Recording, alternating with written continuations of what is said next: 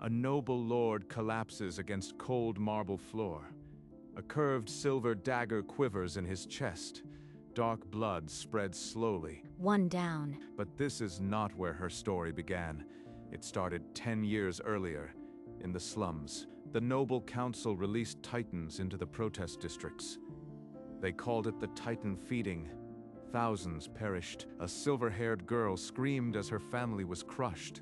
The resistance found her. They trained her from the age of 6. A decade later, workers pulled a body from a frozen river. It was Princess Yuria, missing for 10 years. For the resistance, it was an opportunity. They would remake their assassin into the princess.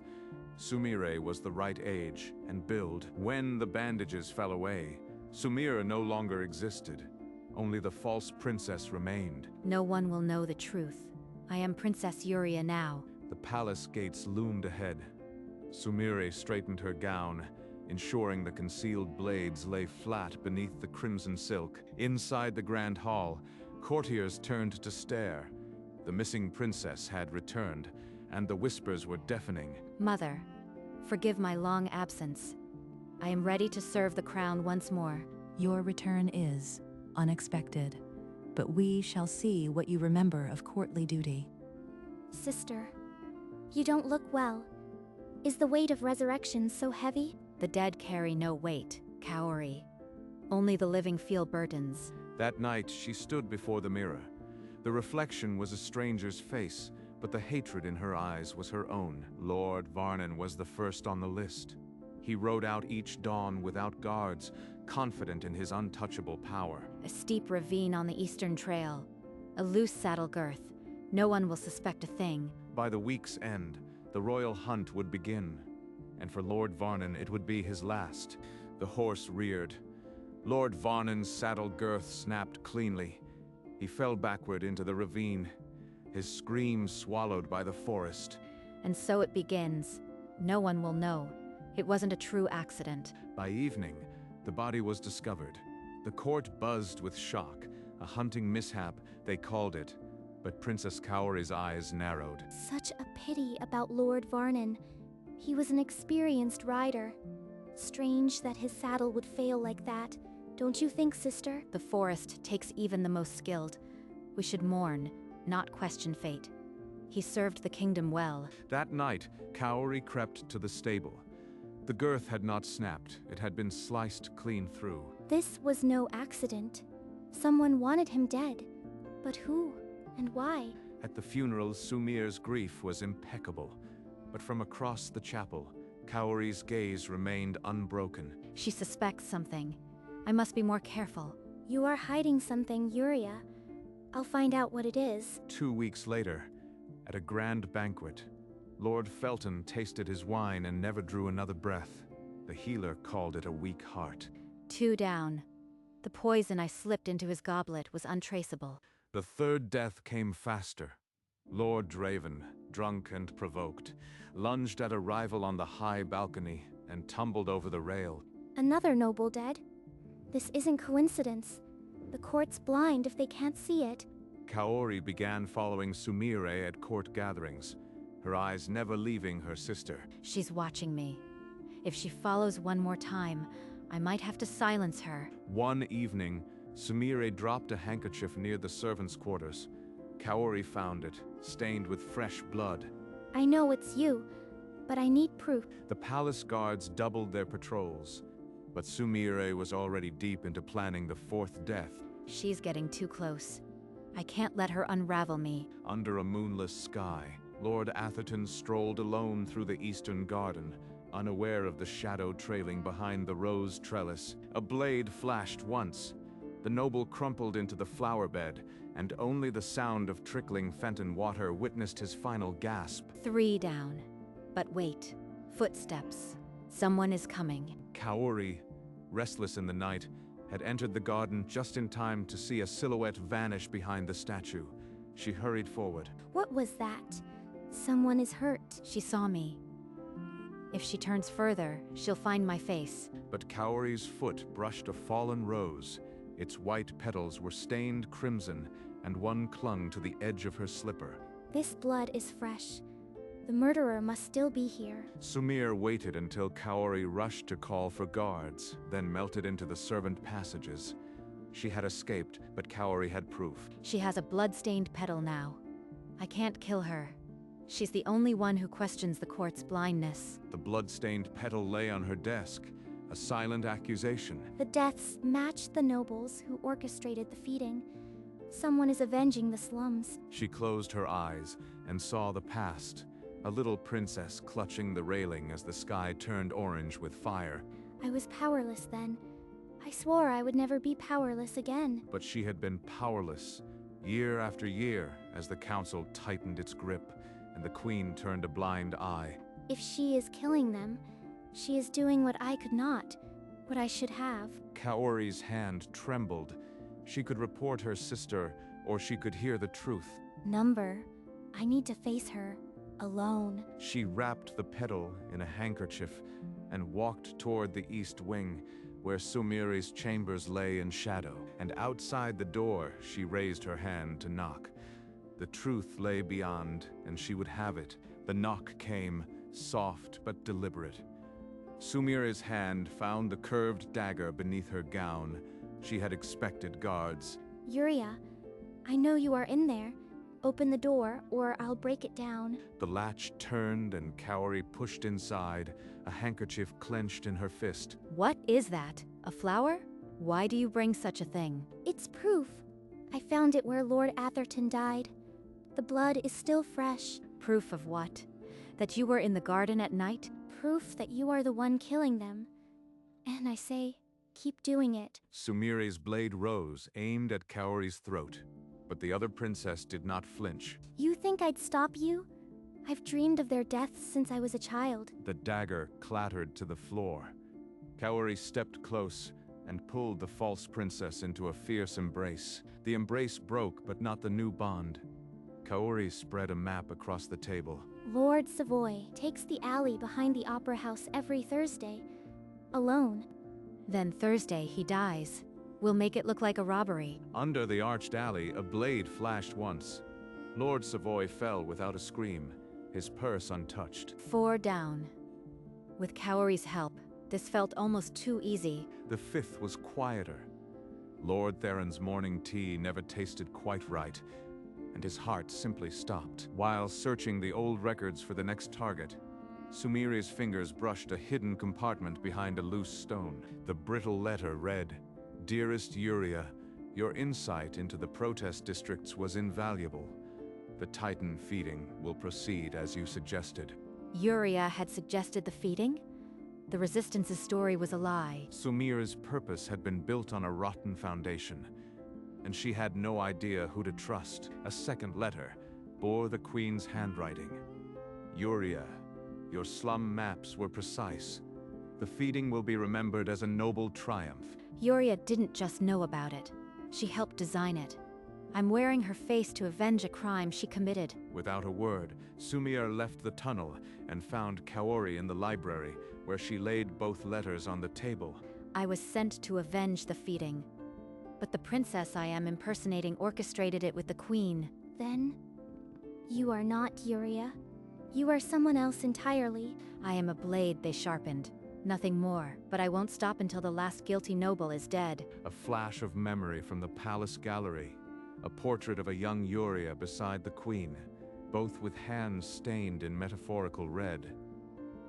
If the real Yuria was complicit, then your entire life, your training, your missions, it was built on a lie. The people who raised me might have hidden the truth, but I'll finish the work first. Answers can wait. But the queen's cold smile haunted her now, a monarch who had weaponized her own daughter, and a princess who was never truly missing. The remaining nobles on the list were a knot of fear. Lord Ormond, Lady Vistra, Duke Eben, and Countess Merelda, each a pillar of the Queen's inner circle. Ormond never dines without a tester. Vistra travels with 6 guards. They know someone is coming for them. At the next ball, Lady Vistra's wine was a delicate vintage, with a delayed poison that mimicked a stroke. She collapsed mid-dance. 6 down, but the guards are closing in. Kaori's intelligence is invaluable. Duke Eban's death was louder. his own ceremonial armor, sabotaged by a loosened catch, crushed his ribs during a royal procession. While planning the 8th, Kaori intercepted a servant's slip, a hidden meeting between the Queen and Countess Myrelda in the sealed East study. Sumir, the Queen wasn't just aware of the feeding. She ordered it. I heard them. She called the Titan release necessary weeding. That night, Sumir crept through the secret tunnels and placed her eye against a crack in the study paneling. The Queen is the true architect. All 12 nobles were just her hands. She is the final target. The list had changed. Now, only one name remained at the very top, the name she had once called Mother. The weight of that name settled like lead. Kaori saw it in Sumir's eyes. The decision was already made. You can't kill the Queen. It's suicide. The entire guard will be upon you. I didn't ask to survive this. I asked to finish it. She killed thousands. Kaori grabbed her arm, but Sumire pulled free. There was no softening that resolve. She's too far gone into the mission. But I can't let her die alone. That evening, an anonymous message appeared on Sumir's pillow. A note written in a hand she almost recognized. Trust not the original. The original was never lost. Who sent this? The original? Could it mean Yuria? Is she still alive? But the warning only sharpened her purpose. She unlocked the chest containing her true arsenal. Whatever games are being played, I'll finish this. Tonight, the Queen dies. Countess Myrelda, the last council noble, crept through the servants' stair with only a single guard. The hour was late, the torchlight dim. Now, strike. But the guard turned at the sound. His blade slashed across Kaori's arm as she pushed Sumire clear. Crimson sprayed the stone. Before the guard could scream, Sumire buried her dagger in his throat. Then she pivoted. Myrelda's eyes widened, but no sound escaped. The blade found her heart, and the last noble fell beside the guard. Kaori clutched her arm, blood seeping between her fingers. It's shallow. I can still move. But down the corridor, a servant's scream ripped through the silence. Then boots. A dozen boots. A dozen boots. Alarm bells tolled. The palace gates slammed shut. Every exit sealed. The assassin was trapped inside. 9 nobles were dead. The palace had become a cage, and the queen knew there was a hunter inside. Sumire used Kaori's map of the ancient passages, slipping into the queen's private study. As the midnight bell tolled, no guards, only candlelight. We have much to discuss. Mother? I wondered when you'd find your way here. Sit. You've earned a conversation. I know about the Titan feeding. I know you ordered it. You called it necessary weeding. Yes, and it was. The slums were a breeding ground for rebellion. I pruned the garden, but you are not my daughter. You are a replica, a knife sharpened to carve the path. From the shadows of memory, a portrait flickered. The real Yuria, young and complicit, standing beside this same queen. Yuria is alive. She faked her death, orchestrated your surgery, your entry. She planned all of this. The queen's ring glinted as she pressed a seal. She needed a loyal duplicate to do the dirty work while she stayed clean. I was never a person. I was an instrument for her. A voice like her own answered from the dark. Princess Yuria stepped out of the shadows, clad in white gold, a mirror image. You did well. Replica. But you were never meant to live past the last kill. You faked your own death. You used the resistance. You used me. I needed a blade that believed in vengeance. A true believer kills without hesitation. The queen watched with a cold, triumphant smile. The 2 princesses, identical yet opposite, stood like opposing hands. The nobles are dead. The throne is cleared. Now, sister, we can rule together. I am not your sister. I am not your tool. You are whatever I made you. Every kill, every skill, every thought you had was planted by me. Then why am I still breathing? The study became a cage of mirrors, the truth a prison with no key, and Yuria simply smiled. But Sumiri's hand moved before thought. Her blade cleared the sheath in a silver arc, aimed not at Uriah, but at the queen. This ends now. The dagger sank deep. The queen's regal composure shattered into a silent gasp, then nothing. Blood spread across the marble floor, dark and final. Uriah did not lift a hand. She simply watched. Well, that saves me the trouble. The throne is mine now, but you could share it. Join me, sister. We'll rule as the two faces of the same coin. I am not your coin.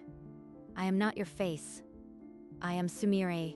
She turned her back on the offered crown, on the throne, on everything Uriah stood for. You will never use me again. And she walked out, leaving the real princess with a dead mother and a hollow throne. In the torchlit passage, Kaori waited with a bandaged arm and a lantern. Her eyes swept over Sumire's bloodied gown. The queen is dead, but so is our ignorance. Uriah is alive. She was behind everything. Then the fight isn't over. We'll take down the monarchy itself together. Sumire took Kaori's hand. The blood on her knuckles mixed with the bandage, a silent pact. I am done being a shadow. Let's finish what we started from outside. They moved through the ancient tunnels, past forgotten crypts, until the palace stones gave way to open night. The great iron gate of the servants' exit groaned open. Beyond it lay a city that had never known a princess like her. Dawn light touched the rooftops as the two princesses, one false, one true, walked away from the crown. Let Uriah keep the throne. We'll build something real. The false princess had shed her mask. Behind her, the palace stood silent, a monument to a monarchy that had devoured its own. The narrow alleys of the slums woke with the sun. Sumire walked where once she had run barefoot and hungry. This street. I trained here. Roku made me fight until my hands bled. But the slums were different now. Fewer hollow faces. More hope, even if fragile. It's strange, isn't it? For years I only saw the palace. This city was invisible. Invisible people built the throne.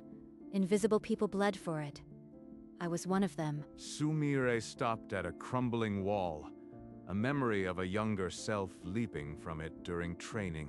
I used to think freedom meant killing them all. But this, just being here with her, is different. You are not alone, Sumire. And you never have to be again. The sun rose fully, washing the slums in gold.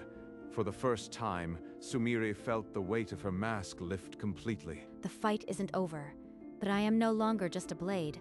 I am Sumire. Sumire descended the hidden stair into the resistance hideout. The air was thick with old smoke and older hatred. Sumire, the targets are dead, but you returned without sending word. Explain. The queen is dead, Roku. But our mission was built on a lie. Uriah was the architect. Uriah, the dead princess? You've lost your mind. She faked her death. She used us. I am not a weapon made for her ambition. Roku's scarred face twisted. The fury of betrayal was not for Uriah, but for his own blindness. Then I raised you for nothing. You were supposed to be our vengeance. I was your vengeance. I killed them all, but I will not be your pawn anymore. Outside the hideout, Kaori waited.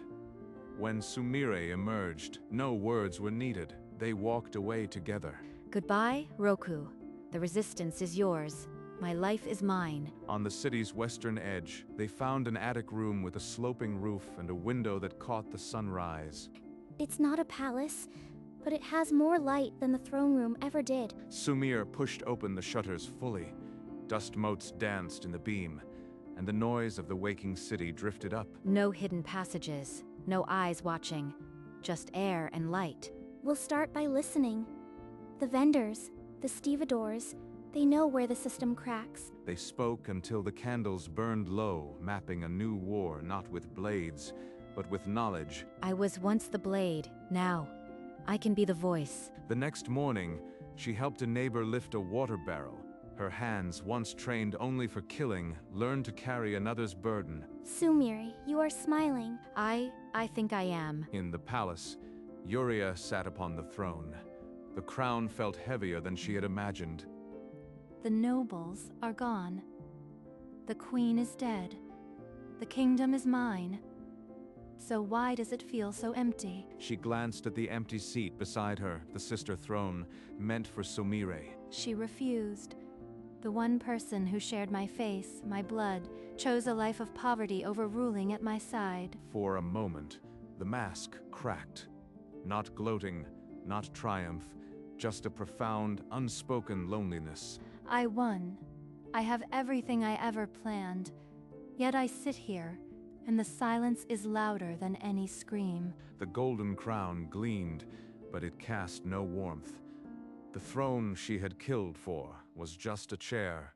Was it worth it? All those lives, all those lies. For this? The echo of a distant bell tolled the hour. No courtiers applauded. Only the dust answered. I wanted a throne. I never thought I would have to sit on it alone. A few blocks from the attic, a young mother struggled with a broken cartwheel, her child wailing beside her. They had nothing. The axle is cracked. I can brace it without them noticing. She approached silently, a wedge of scrap wood in her hand. The cart steadied before anyone noticed. The mother gasped. "Thank you," she cried, but Sumire was already pressing a pouch of coins into the child's hand, and then she was gone, swallowed by the market crowd before the mother could call after her. The girl who once brought death now brings quiet miracles. Kaori waited at the alley's mouth, a soft smile on her lips as Sumire returned. Stop staring at me like that. Like what? Like I am watching someone who finally found her own light? Above them, a flight of birds caught the sun. The city, for all its scars, still had mornings like this. And Sumire knew she had finally found her place. At the edge of the city, Sumire climbed to a rooftop where the morning sun broke over the horizon. The world lay open before her. The palace is just a tiny speck from here. A speck I almost gave my soul to. The wind tugged at her simple tunic, so unlike the layers of black and crimson she once wore. No hidden blades rested beneath. I wore Uria's face, but I never knew my own. Until now. A flock of birds burst from the eaves below, scattering into the gold. The city was waking, and so was she. I don't need to be a princess to matter. I don't need a mask to live. The sun broke fully over the rooftops, bathing the slums and the spires alike. No place was invisible now. I am Sumire. Not a weapon. Not a princess. Just me. And for the first time, the smile on her lips reached her eyes. A quiet, unguarded light. False princess, no more.